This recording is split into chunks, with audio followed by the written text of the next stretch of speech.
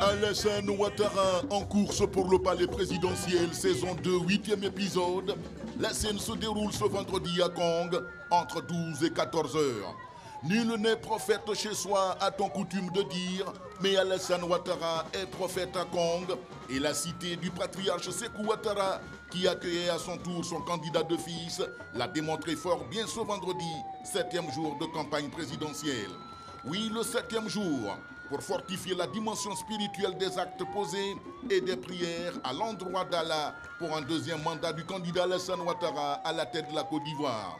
La grande mosquée de Kong est tout indiquée. L'imam El Hadj Sékou Sanogo conduit la prière. Alassane Ouattara est confié à Dieu afin qu'il le soutienne et l'inspire dans sa quête d'un Ivoirien nouveau et d'une Côte d'Ivoire tolérante, paisible et prospère.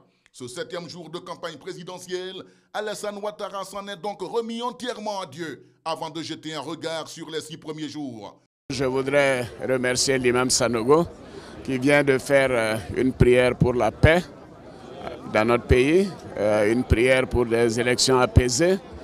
Et il a également exhorté tous les Ivoiriens au pardon et à la générosité. Et c'est donc un appel que je partage en totalité. Je voudrais à cet égard demander à nos concitoyens d'aller retirer les cartes d'électeurs. Ceci est très important parce qu'être sur la liste électorale ne suffit pas. Il faut aller retirer les cartes d'électeurs pour voter massivement, pour montrer à la face du monde que les Ivoiriens se sont réconciliés et que les Ivoiriens veulent la paix.